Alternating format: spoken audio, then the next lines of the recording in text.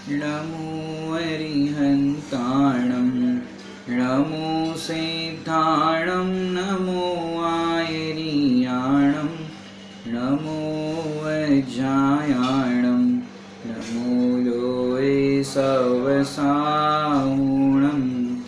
सतीर्थवीर प्रभु का जग में प्रवर्ते निज तत्व बोध पाकर सब लोक हर्षे दुर्भावनान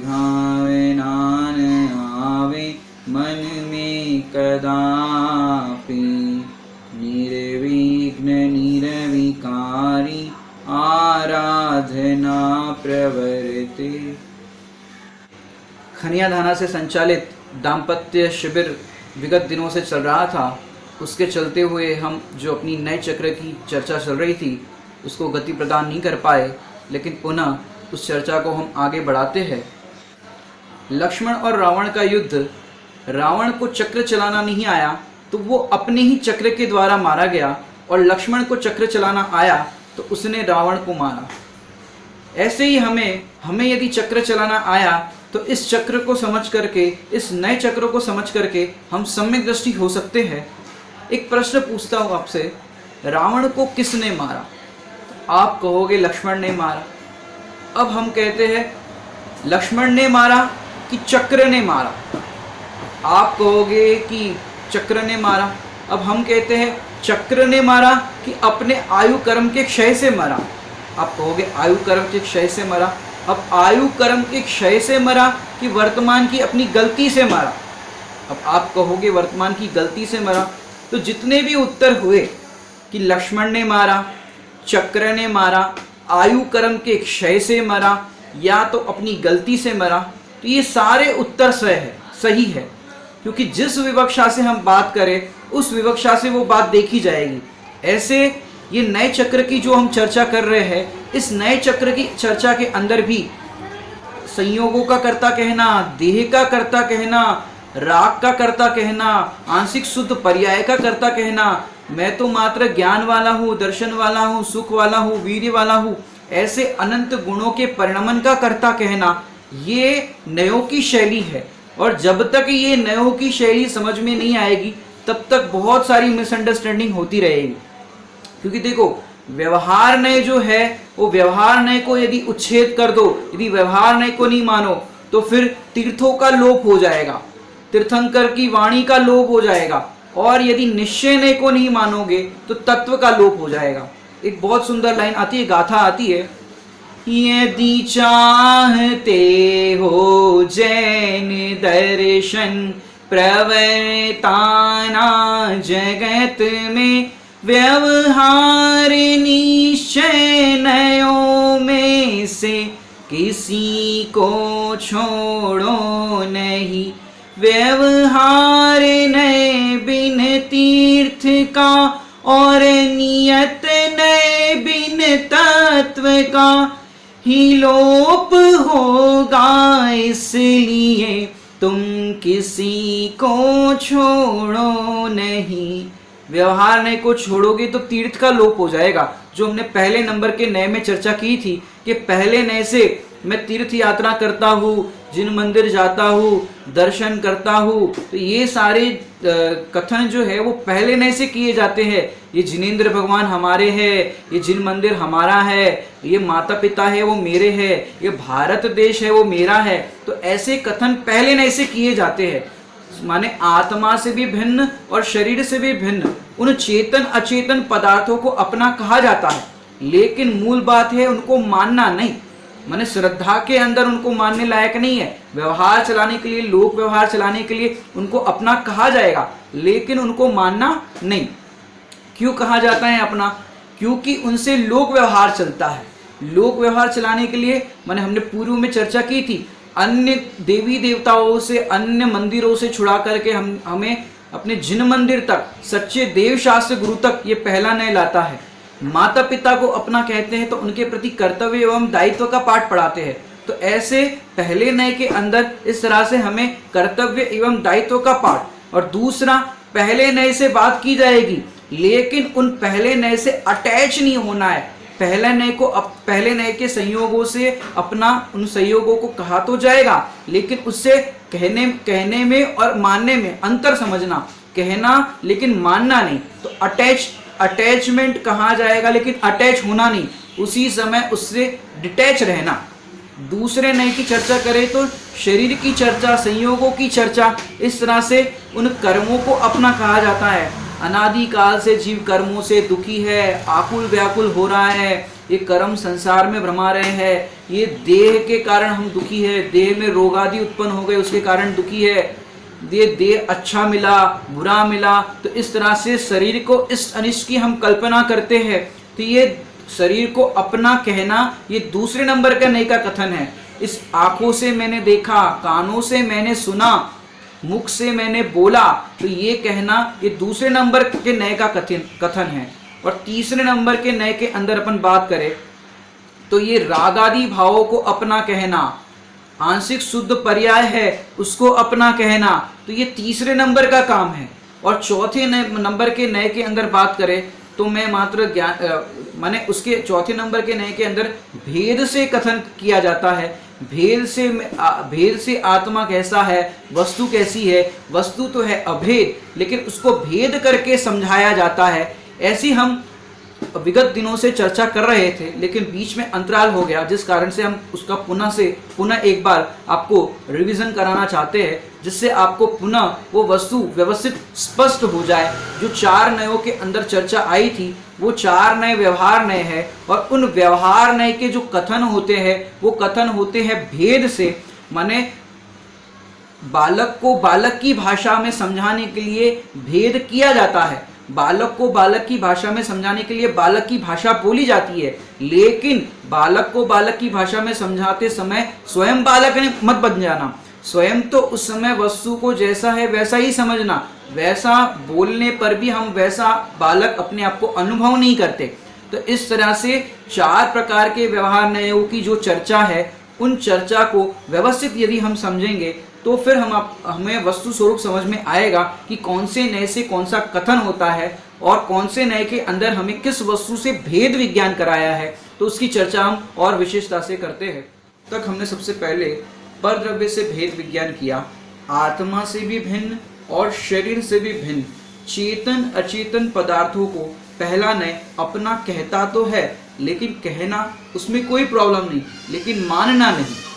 अब अगर बात करें तो दूसरे नंबर पर जो निकटवर्ती शरीर से भेद विज्ञान की बात की, अनादिकाल से इस आत्मा को देह का संयोग हो रहा है, तो इस देह के संयोग के कारण वो उससे अपने आप को अटैच मानता है। लेकिन हमने भेद विज्ञान की बहुत सुंदर चर्चा की, उससे क्या समझ में आया कि आत्मा उससे अटैच नहीं डिटैच है। तो उस संयोग से और शरीर से अपने आप को डिटैच अनुभव करना, भिन्न अनुभव करना, ये हमने भेद विज्ञान की चर्चा की थी 2 नयों के अंदर। 2 नए द्रव्य के हैं, माने दूरवर्ती पदार्थ है वो परद्रव्य, और निकटवर्ती में है शरीर, वह भी परद्रव्य। तो 2 नए हैं वो परद्रव्य के नए हैं। उसके बाद जो तीसरा नए है और चौथा नए है उसकी भी थोड़ी सी चर्चा अपन करते हैं। और हमने तीसरे नए की चौथे नए की बात की थी, वो है पर्याय के नए, माने आत्मा की शुद्धाशुद्ध पर्याय का नाम बताया था, वो है उपचरी सद्भूत व्यवहार नए। सद्भूत माने सत्ता में होना। फिर किसकी सत्ता में होना? कि आत्मा की सत्ता में होना। क्या होना? कि सत्ता में क्या पाया जाता है कि आत्मा की सत्ता में यदि चेक करें तो गुण और पर्याय ये पाए जाते हैं। तीसरे नए का नाम है उपचरित सद्भूत व्यवहार नए। आत्मा में गुण और पर्याय होते हैं। वे गुण और पर्याय 2 तरीके से कहने में आते हैं, शुद्ध और अशुद्ध। अब पहले अपन अशुद्ध पर्याय की बात करते हैं। अशुद्ध पर्याय के अंदर में अशुद्ध गुण अशुद्ध पर्याय ये उपचरित, माने अशुद्ध गुण अशुद्ध पर्याय ये है उपचरित, माने तेरी सत्ता में पाए तो जाते हैं लेकिन वो तेरे में नहीं। तो वैल्यू कितनी? 0। जैसे पहले नंबर में अपन ने कहा उपचरित असद्भुत व्यवहार ने, तो वहां पर क्या बात हुई थी कि आत्मा और शरीर की सत्ता से भिन्न जो चेतन अचेतन पदार्थ है उनको अपना कहते थे, लेकिन तेरी सत्ता में है नहीं चेतन अचेतन पदार्थ, इसलिए इस कथन की वैल्यू 0, सत्ता में है नहीं। अब सत्ता में जो है माने अशुद्ध पर्याय की जो बात है वो तेरी सत्ता में एक समय की पर्याय में है, लेकिन क्या है, उपचरी, माने वास्तव में तेरे में नहीं है, इसलिए उसकी वैल्यू भी कितनी, 0।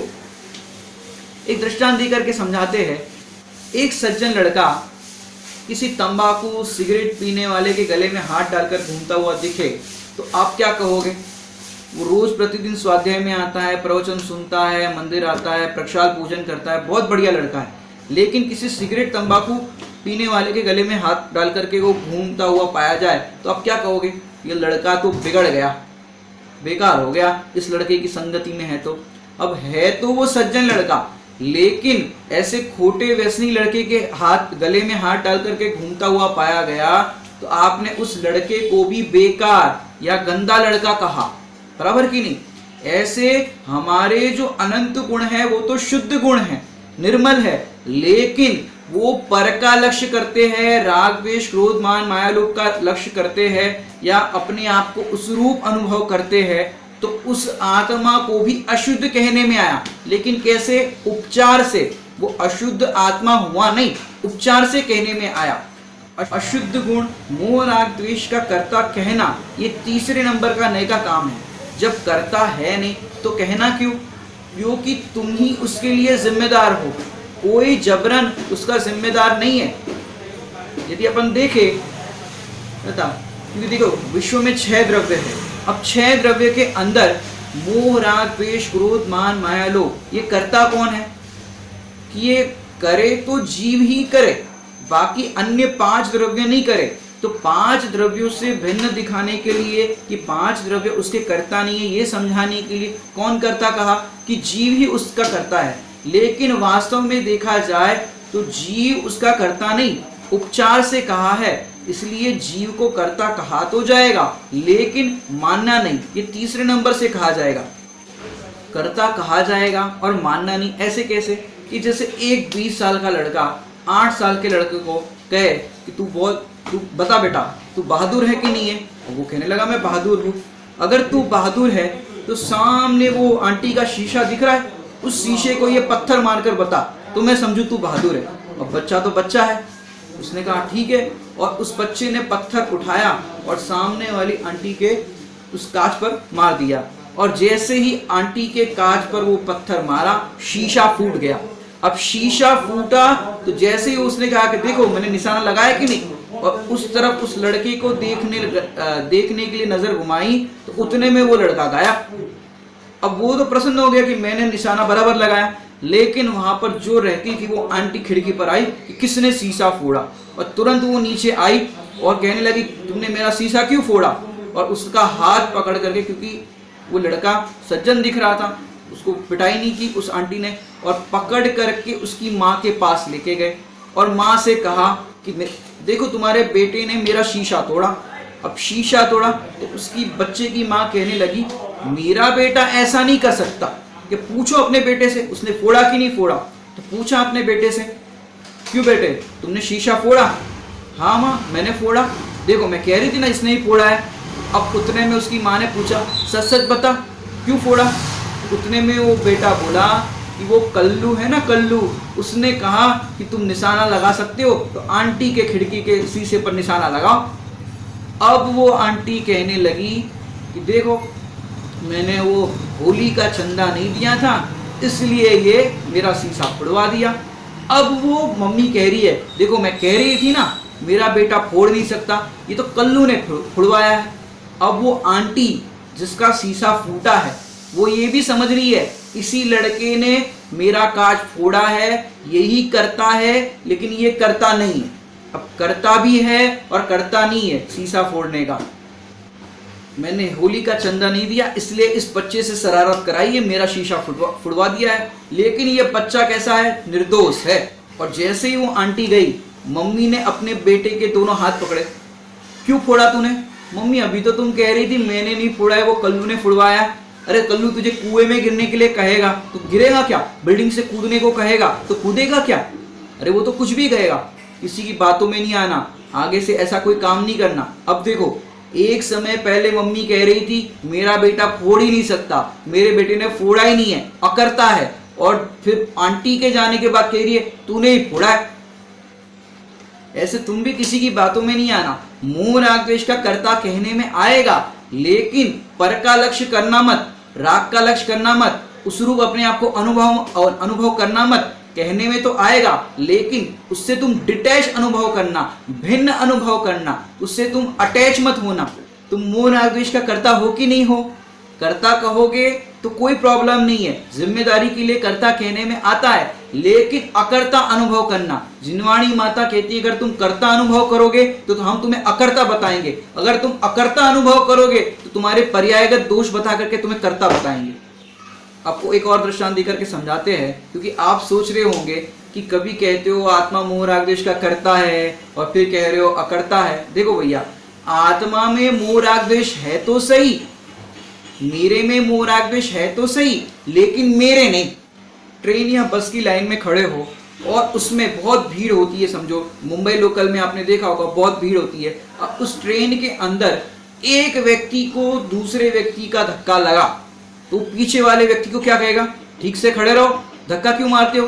अब वो कहेगा सॉरी भैया, लेकिन ये धक्का मेरा नहीं, ये तो पीछे वाले का। समझ बात? धक्का तो बॉडी तो इसकी उसको टच हो रही है, लेकिन वो क्या कह रहा है? ये धक्का मेरा नहीं, लग तो उसी का रहा है, लेकिन क्या कह रहा है? ये धक्का मेरा नहीं, ये तो पीछे वाले का है, पीछे से आ रहा है। अब वो आगे वाला अगर पीछे देखेगा तो क्या समझेगा? हाँ भैया ये बात सही है, इसका धक्का लग तो रहा है, लेकिन ये धक्का इसका नहीं, पीछे से आ रहा है। ऐसे ही आत्मा का स्वभाव तो जानना देखना है, पर मोह राग द्वेष ये आत्मा का स्वभाव नहीं है, ये आत्मा का काम नहीं है। ये तो पूर्व कर्म बांधे थे, उदय में आते हैं तो ये पूर्व कर्म के उदय का धक्का है, लेकिन ये मेरा नहीं है, मैं तो उससे न्यारा हूं। माने मोह राग द्वेष होते तो जीव की एक समय की पर्याय में है, लेकिन वो मेरे नहीं है। ध्यान रखना ये बात, ध्यान रखना ये बात। मोह राग द्वेष के कर्ता आप हो, नहीं तो प्रतिक्रमण, आलोचना, प्रत्याख्यान नहीं बनेगा। चरणान योग की जितनी भी टीका की जाती है वो परमार्थ साधना के लिए, नहीं तो भेद विज्ञान कैसे करोगे? ये भेद विज्ञान कराने के लिए ये बात चलती है। विकारी भाव आत्मा में उत्पन्न होते हैं, लेकिन उत्पन्न होने पर भी मैं स्वतंत्रता से उसे नहीं करता, इसलिए वो मेरे नहीं। करना क्या है कि उसी समय उत्पन्न हो रहे हैं, उसी समय उससे भेद विज्ञान करना है। जिस समय वो हो रहा है उसी समय आपको भेद विज्ञान करना है। चले जाने के बाद भेद विज्ञान नहीं करना है कि मैं तो ज्ञायक हूँ, आत्मा हूँ। भाई चले जाने के बाद ज्ञायक हूँ ये कहना सरल है, लेकिन विकार के काल में ही, मोह राग द्वेष के काल में ही, क्रोधादि परिणामों के काल में ही ज्ञायक देखना, ये सम्यक दर्शन। अगर आपको दृष्टांत दे, जैसे आपको दृष्टांत देकर के समझाते हैं, यहाँ पर आग लग जाए तो आग लग जाएगी तो आपके पास दो ऑप्शन, एक तरफ है खौलता हुआ गर्म पानी, बॉइल्ड वाटर, और एक तरफ है ठंडा ठंडा तेल। अब बताओ यहाँ पर आग लगी है, उस आग को बुझाने के लिए आप क्या प्रयोग करोगे? एक तरफ तो खौलता हुआ गर्म पानी, यदि टच करोगे तो आपका हाथ जल जाएगा, और एक तरफ है ठंडा ठंडा तेल, बताओ क्या करोगे? आप लोग का उत्तर मैं समझ सकता हूं, अभी सामने तो हो नहीं तो उत्तर दोगे नहीं, लेकिन आप लोग उत्तर दे ही रहे हो, मैं ये समझता हूं आपकी सहमति से, कि आप कहोगे कि खौलता हुआ गर्म पानी उस आग को बुझाने के लिए डालेंगे। क्यों? क्योंकि खौलते हुए गर्म पानी के काल में ही उसका शीतल स्वभाव ज्यों का त्यों मौजूद है। ऐसे ही क्रोधादि विकारी परिणामों के काल में ही उसका जो जानन देखन स्वभाव है वो ज्यों का त्यों मौजूद है। ऐसे उसी समय माने विकारी परिणाम के काल में ही अपने आप को भिन्न देखना, ज्ञायक देखना, ये अनुभव करने लायक है। और ऐसा अनुभव ये सम्यक दर्शन। जैसे तूफानी बच्चा अपने घर पर गेस्ट बन करके आए और वो कभी कुछ खाने लग जाता है, कभी कुछ गिरा देता है, कभी पर्दे खींचता है, कभी सोफा सेट पर चढ़ जाता है, तो ऐसा देख करके अपन सोचते कभी ये सोफा सेट पर चढ़ गया और वो खराब ना कर दे, पर्दे तोड़ ना दे, गिरा ना दे, तो अपनी जो घर पे महिलाएं होती है उनको बहुत परेशानी होती है। तो वो क्या करती है, अपने बच्चे को डांटती है, बेटा अभी तो अगर सोफा सेट पर चढ़े तो तुम्हारी खैर नहीं, तुम्हें बहुत मार पड़ेगी। वो डांट रही है अपने बच्चे को, और ये देख करके अपना बच्चा मायूस हो गया। अब मम्मी को लगा अपने बच्चे को भेद विज्ञान की जरूरत है, तो मम्मी ने इशारा किया माने क्या कि मैं तुम्हें नहीं डांट रही हूँ, तुम्हें डांटने के बहाने उसे डांट रही हूँ।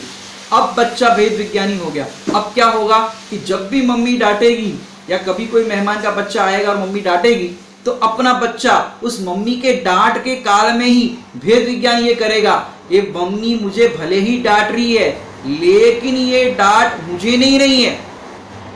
ऐसे आप मेडिटेशन करो, ध्यान करो, सामायिक करो, उस टाइम पे आपको मोह, राग, द्वेष, क्रोध, कषाय, भोग, विकार के परिणाम झलकेंगे। तो उस काल में ही आपको क्या अनुभव करना है, ये मुझे मेरे ज्ञान में झलक तो रहे हैं लेकिन ये मेरे नहीं, मैं तो उससे अत्यंत भिन्न हूं, न्यारा हूं, ऐसा अपने आप को अनुभव करें। लोक व्यवहार जो होता है वो कहने से चलता है। बाबूजी युगल जी कहते थे, यदि चोरी करे तो आदमी ही करे, लेकिन आदमी का काम चोरी करना नहीं।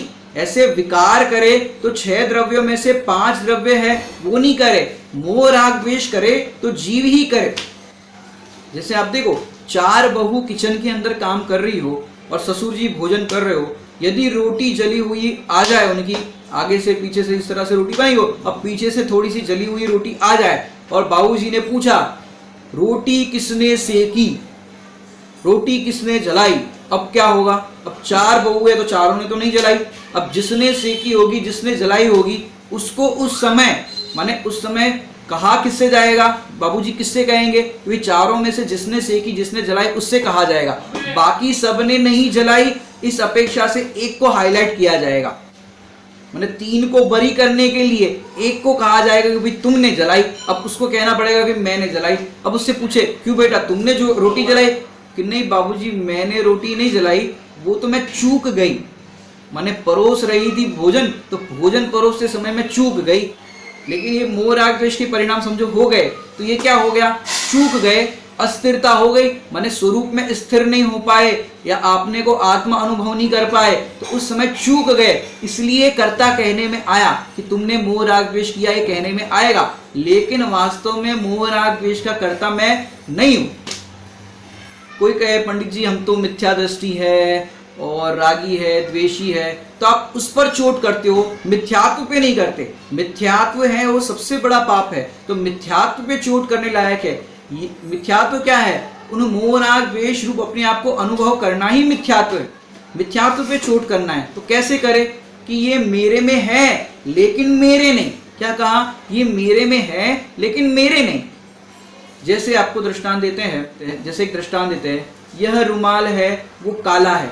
अब रुमाल को मैंने काला कहा तो रुमाल में दोष है कि मेरी दृष्टि में दोष है? अब बताओ, दृष्टि में सुधार करना है कि रुमाल में सुधार करना है? ऐसे ही तू आत्मा को अशुद्ध मानता है, अशुद्ध अनुभव करता है, तो ये तेरी मान्यता का दोष है, तो तेरी मान्यता को दूर करना है। वास्तव में देखा जाए तो तू शुद्ध है और अपने आप को अशुद्ध मानता है, ये मिथ्यात्व है। अब कोई प्रश्न करेगा, पंडित जी ये तो समझ में आ गया कि आत्मा मोह, राग, द्वेष का कर्ता नहीं है, एक समय की पर्याय में होते हैं, मैं तो मात्र उसका जानने देखने वाला हूँ, खाली करना क्या है कि भाई मोह, राग, द्वेष के काल में अपने आप को भिन्न अनुभव करना है, तो ये भिन्न अनुभव करना ही सम्यक दर्शन है। तो सम्यक दर्शन तो करना है कि नहीं? अब आपका ऐसा प्रश्न हो सकता है, सम्यक दर्शन तो करना है कि नहीं? कि अरे अपने को प्रभु देखने पर ये सम्यक दर्शन होता है, माने सम्यक दर्शन होता है कहने में आता है, अपनी जो दृष्टि पलट गई, अपनी जो मिथ्या मान्यता थी वो सम्यक हो गई, यही तो सम्यक दर्शन है। आम खाया आपने? आम, अब देखो आम, पूरा आम, अब उसके अंदर आम, मैंने प्रश्न क्या किया? आम खाया आपने? आम, अब पूरा आम खाते हो आप? कि देखो भैया छिलका नहीं खाते, गुठली नहीं खाते, लेकिन अपन क्या करते हैं? छिलके का लक्ष्य करते हैं। आम के अंदर तो नहीं, लेकिन यहाँ पर छिलके का लक्ष्य करते हैं, गुठली का लक्ष्य करते हैं, माने कर्मों का लक्ष्य करते हैं। तो ये छिलके को देख करके, छिलके में परिणमन कुछ हो जाए, साता असाता का उदय आ जाए, तो अपने आप को छिलके के परिणमन होने पर दुखी होता है। कर्मों की गुठली खाते, माने कर्म के उदय होते हैं, तो भैया कर्मों के उदय को भोग रहे, माने गुठली को भोग रहे, तो ऐसा अनुभव करते हैं। लेकिन अपने आप को मैं तो प्योर रस हूं, मैं तो शुद्ध चैतन्य मूर्ति हूं, ऐसा अनुभव नहीं करते। अपने आप को पुरुष अनुभव करते, स्त्री अनुभव करते हैं, इस तरह से आप छिलके को और गुठली का स्वाद लेते हो, अपने आप को चैतन्य ज्ञायक परमात्मा हूं ऐसा अनुभव नहीं करते। जैसे आपने देखा होगा, एक जब गुरुदेव जी प्रवचन करते थे तो उस समय एक बहुत सुंदर एक जो समय सार जी के अंदर प्रकरण आता है, उसमें एक सुंदर भजन किसी ने सुनाया था। हाथी होता है, उसको घास और लड्डू, मीठा लड्डू और घास दोनों मिला करके खिलाते हैं। अब हाथी जो होता है उसको क्या लगता है कि घास है वो मीठी है, लेकिन है क्या, लड्डू है वो मीठा है, घास तो फीकी है। अब हाथी तो दोनों को मिला करके एक रूप अनुभव करता है। वहां पर बहुत सुंदर लाइन आई, जैसे हाथी ईख घास दोनों को एक मेक कर खाता है, स्वाद कहो फीके मीठे का सबको साथ चबाता है। राग और चैतन्य में जिसको भेद नजर नहीं आता है, उसको कैसे मिले आत्मा, वह संसार भ्रमाता है। कि जिसको हाथी को घास मीठी है ऐसा अनुभव होता है, हालांकि दोनों अलग अलग चीज है, ऐसे ही राग और चैतन्य, राग और आत्मा में जिसको भेद नजर नहीं आता, उसको कैसे मिले आत्मा, और आत्मा नहीं मिलेगा तो संसार में भ्रमण होगा। तो ऐसे हम इस देह को और आत्मा को एक रूप अनुभव करते हैं, माने मिलीजुली सरकार को एक मानते। आपका प्रश्न हो सकता है, विकार हो और उसको अपना नहीं माने, ऐसा कैसे हो सकता है? विकार तो हो रहा है और उसको कैसे अपना नहीं माने, ऐसा कैसे हो सकता है? कि भैया ये तत्समय की योग्यता जब जो होती है उस समय वो होता है, कि तत्समय की योग्यता जब होनी होती है तब वो विकार होता है, और होना होता है वही होता है। होते हुए को तू अपना भला कह दे, लेकिन अपना मानना नहीं। जो समय जो होना होता है वो होता है। आपको एक प्रश्न पूछूंगा, एक प्रश्न पूछता हूँ आपको एक प्रश्न पूछता हूँ, वो बच्चा घर में रखने लायक है कि नहीं लायक है? जो घर में सब बड़ों की मूछे खींचे, उनके ऊपर पॉटी कर दे, अब बताओ ऐसा बच्चा घर में रखने लायक है कि नहीं? बोलो, ऐसा बच्चा घर में रखने लायक है कि नहीं, कि डस्टबिन में फेंकने लायक है? अब आप कहोगे कि भाई ऐसा बच्चा रखने लायक नहीं है। कोई ऐसा कह सकता है? अभी बहुत सारे लोग होते हैं, सबके अलग अलग व्यूज होते हैं, कोई कहे कि रखने लायक नहीं, लेकिन जानते हो वो बच्चा गोद का बच्चा है, अभी कुछ ही समय माने अभी गोद का बच्चा है। अब उसको इतना, अब आप क्या कहोगे, अच्छा गोद का बच्चा है, हाँ उसकी योग्यता ही कम है। अब योग्यता ही कम है तो वो पॉटी भी कर लेगा, जिसके भी हाथ में गोदी में रखेंगे तो उसके हाथ में गोदी में पॉटी भी कर लेगा, बड़ों की मूछे भी खींचेगा। अब पंडित जी उसकी योग्यता ही कम है। ऐसे ही भैया जैसे बच्चे की योग्यता कम होने पर हम उसको निर्दोष अनुभव करते हैं, ऐसे ही पहले गुणस्थान वाले जीव की भी योग्यता इतनी ही है, इसलिए वो निर्दोष है, लेकिन स्वच्छंदता करने के लिए नहीं।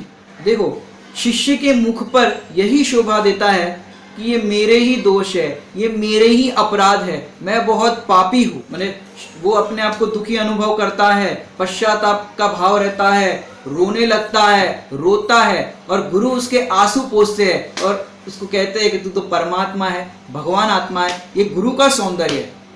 मैंने शिष्य कहता है मैं करता हूँ, मैंने पाप किए हैं, और गुरु कहते हैं कि तू तो अकर्ता है, ज्ञाता दृष्टा है।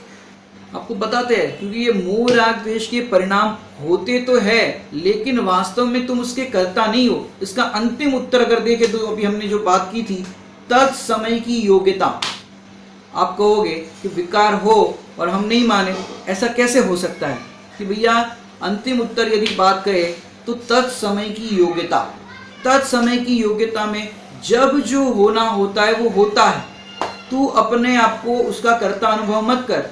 अपने आप को कर्ता कहना जिम्मेदारी के लिए, ये कहना अलग बात है, लेकिन जिस समय वो होते हैं तो होते हैं, उसको कोई कर्ता नहीं है, वो तत्समय की योग्यता में हुए हैं। जैसे आपको दृष्टांत देकर के समझाते हैं, तत्समय की योग्यता माने क्या? पूछते हैं आपको एक प्रश्न तत्समय की योग्यता समझाने के लिए, कि आदमी को हार्ट अटैक का कुछ प्रॉब्लम हुआ, हार्ट अटैक आया, तो बताओ उस आदमी का इलाज आदमी करता है कि जानवर करता है? तो आप कहोगे आदमी करता है। अब आदमी में भी अनपढ़ अनपढ़ व्यक्ति है वो कर पाएगा कि नहीं कर पाएगा? कि नहीं भैया? अनपढ़ व्यक्ति इलाज करता है पढ़ा लिखा, तो आप कहोगे पढ़ा लिखा। अब पढ़े लिखे में भी, अब डॉक्टर में भी सीए है, इंजीनियर है, वकील है, बहुत तरह की फैकल्टी वाले हैं, बोलो वो कर पाएंगे कि नहीं कर पाएंगे? कि नहीं नहीं पंडित जी, वो तो डॉक्टर ही इलाज करेगा। अब डॉक्टर में भी, अब डॉक्टर इलाज करेगा ना, अब डॉक्टर में भी कोई आई स्पेशलिस्ट है, ईएनटी का डॉक्टर है, बोलो वो कर पाएगा कि नहीं कर पाएगा? जोड़ों के दर्द वाला डॉक्टर है, वो कर पाएगा कि नहीं कर पाएगा? नहीं नहीं पंडित जी, उसके अंदर तो हार्ट का ही डॉक्टर चाहिए। तो ये योग्यता की बात चल रही है। अब हार्ट का डॉक्टर, अब हार्ट के डॉक्टर के अंदर भी देखो, आपका एक 25 साल का लड़का अमेरिका से पढ़ करके आया है, और अमेरिका से पढ़ करके वो हार्ट का ही डॉक्टर है, और अभी तक उसने एक भी ऑपरेशन नहीं किया, अभी बस वो ट्राई कर रहा है, प्रैक्टिस कर रहा है। बताओ अपने ही बेटे से कराओगे कि नहीं कराओगे? आपको फीस भी नहीं चुकानी पड़ेगी कि नहीं भैया हम अपने बेटे से नहीं कराएंगे। फिर आपके पास ऑप्शन ये है कि उस हार्ट का डॉक्टर जो अमेरिका से आता है, मात्र 2 दिन के लिए आता है समझो, और वो हार्ट का जो डॉक्टर है उसके सवेरे 7 बजे समझो उसका काम शुरू होता है। अब 7 बजे अगर आप ऑपरेशन उससे कराते हो तो उसकी फीस है 80 लाख रुपए, और अगर आप यही काम रात को शाम को 5 बजे कराते हो तो उसकी फीस है 40 लाख रुपए, और रात को 2 बजे कराते हो, अंतिम नंबर का ऑपरेशन का अपॉइंटमेंट लेते हो, तो मात्र आपको उसके 10 लाख रुपए चुकाने। बताओ कितने बजे कराओगे? सबका उत्तर आएगा कि हम तो सवेरे 7 बजे कराएंगे, भले ही 80 लाख लग जाए। और आप नेट पे भी उसके, आजकल तो नेट पे भी सब उसके रिपोर्ट आ जाते हैं कि भाई कितने बजे ऑपरेशन होता है तो ज़्यादा उसका रिव्यू या सक्सेसफुल होते हैं, तो आपको 7 बजे का तो रिव्यू अच्छा मिलेगा। और फिर यदि 2 बजे वाला केस आप पढ़ते हो तो आपको पता लगता है कि भाई मात्र 20% सक्सेसफुल होने के चांस है, बाकी तो सब फेल होते हैं। अब बताओ उससे कब कराओगे? अब डॉक्टर वही है, लेकिन डॉक्टर की योग्यता हर समय, माने 7 बजे की योग्यता अलग है, और शाम को 5 बजे कर रहा है बस उस समय की योग्यता अलग है, और रात को 2 बजे अगर ऑपरेशन करता है तो क्या करेगा? पूरे दिन थका आ रहा है, इतने ऑपरेशन करके थक गया, और फिर नींद भी आ रही है, भैया लेटा दो इसको, चाकू लाओ काटो। अब ऐसी भाषा बोल रहा हो, सोचो उससे कराओगे कि नहीं कराओगे? अब वो बार बार उसके पत्नी के फोन आ रहे हैं समझो कि भैया जल्दी आओ जल्दी आओ जल्दी आओ, और वो गुस्से में है, आ रहा हूँ, और ऐसे गुस्से में, उस गुस्से में जब वो है उस समय ऑपरेशन कराओगे कि नहीं कराओगे? और आधा ऑपरेशन कर दिया और कह रहा है कि भाई इतने लाख रुपए लाओ और देना पड़ेगा। अब बताओ लोभी डॉक्टर हो, उससे कराओगे कि नहीं कराओगे? कि भाई डॉक्टर भी वही है, लेकिन उस समय की उसकी तत्समय की योग्यता, वो तत्समय की योग्यता है, उससे काम होता है। ऐसे हमारे भी तत्समय की योग्यता में जैसे जो परिणाम होने होते हैं वो होते हैं। स्वच्छंदता ग्रहण करने के लिए नहीं कह रहे, लेकिन ये वस्तु की स्वतंत्रता है, हमारे करने से कुछ नहीं होता, जो होना होता है वही होता है। तो ये तत्समय की योग्यता है। माने हम कोई बार बार प्लान नहीं करते, याद नहीं करते कि हमें कषाय करना है। अब कषाय नहीं करना है, हम पहले से प्लान करके जाते कि भी हम कषाय नहीं करेंगे, झगड़ा नहीं करेंगे, अब जैसा भी होगा हम देख लेंगे। लेकिन हम इतना प्लान करके जाते हैं, और फिर जब एंड मोमेंट पर क्या होता है कि तत्समय की योग्यता में वो कषाय हो ही जाती है। बताओ हम चाह रहे थे कषाय नहीं करे, लेकिन हुआ क्या? तत्समय की योग्यता में होने योग्य होता है वही होता है।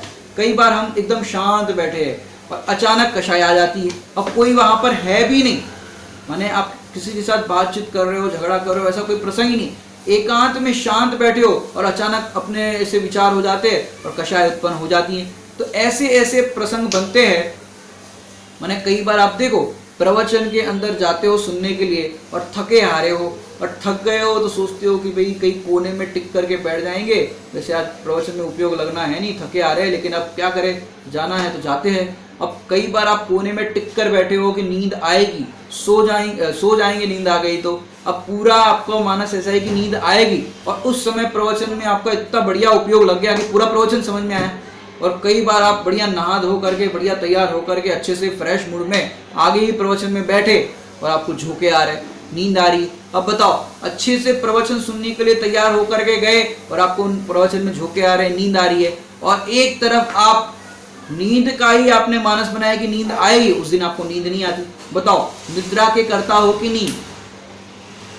या तत्समय की योग्यता में निद्रा आनी होती है तो आती है, नहीं आनी होती है तो नहीं आती। इसका मतलब स्वच्छंदता नहीं करना है कि भाई कभी नींद आए तो भाई अपन ऐसा कह दो कि तत्समय की योग्यता, ऐसा नहीं। पर ये योग्यता की स्वतंत्रता है कि उस समय ऐसा ही होना होता है तो होता है।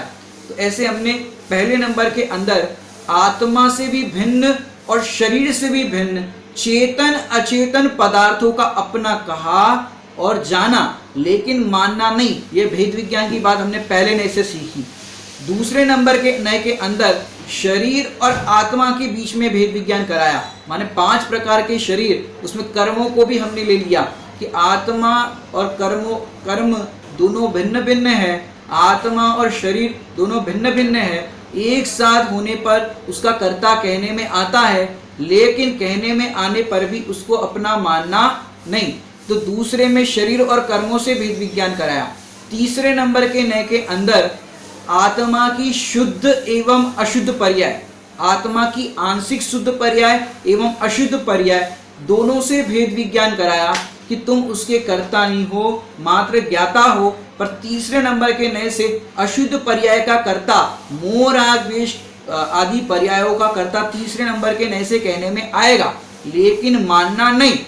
और आंशिक शुद्ध पर्याय का कर्ता भी कहने में आएगा कि आत्मा औपशमिक सम्यक दर्शन का कर्ता है, शायोपशमिक सम्यक दर्शन का कर्ता है, और ज्ञान के अंदर 4 ज्ञानों का कर्ता है, औपशमिक चारित्र, औपशमिक सम्यक्त्व का कर्ता है। इस तरह के कथन तीसरे नंबर के नए में आएंगे। तो ये तीसरे नंबर का काम है। चौथे नंबर के नए के अंदर अनुपचरित सद्भुत व्यवहार नए के अंदर अगर देखें तो उस नए के अंदर अनंत गुणों का भेद करके आत्मा को समझाते। माने आत्मा तो है अभेद, वस्तु तो है अभेद, लेकिन भेद करना ये व्यवहार नए का काम है। तो भेद करके उसी वस्तु को समझाते तो है, लेकिन आत्मा तो उससे अप्रभावी है, भिन्न है। तो ऐसा उसके अंदर बताया। तो चौथे नंबर के नए के अंदर एक तो अनंत गुणों का भेद करके समझाया, और दूसरी बात 100% शुद्ध पर्याय माने पूर्ण शुद्ध पर्याय का कर्ता कहा। तो वहां पर केवल ज्ञान का कर्ता, ये ज्ञान के अंतर्गत, शायिक सम्यक दर्शन का कर्ता कहना, ये श्रद्धा गुण के अंतर्गत, केवल ज्ञान का कर्ता कहना, ये ज्ञान गुण के अंतर्गत, और शायिक चारित्र यथाख्यात चारित्र का कर्ता कहना, ये चारित्र के अंतर्गत। इस तरह से चारों नयों के अंतर्गत देखा जाए तो कर्ता कहने में तो आता है, व्यवहार नय है उसमें कर्ता कहा तो जाएगा, लेकिन मानना नहीं। व्यवहार है ये मात्र समझाने के लिए, उपचार से समझाते हैं, लेकिन वास्तव में कर्ता सिद्ध करना नहीं है। कर्ता कहना ये लोक व्यवहार चलाने के लिए कहा जाता है। अज्ञानियों को अज्ञानियों की भाषा में समझाने के लिए समझाया जाता है, लेकिन आत्मा तो अकर्ता ही है, उसको अकर्ता अनुभव करने पर सम्यक दर्शन होता है। इस प्रकार से 4 प्रकार के जो व्यवहार नय हैं उसकी हमने चर्चा यहाँ पर संक्षिप्त में आपको आज पुनः दोहरा दी है। अब कल से हम जो निश्चय नय के 4 भेद है उस पर चर्चा करेंगे, और उसकी आगे हम चर्चा लेंगे। इसी मंगल भावना से विराम लेते हैं। ओम नमः सिद्धेभ्यो।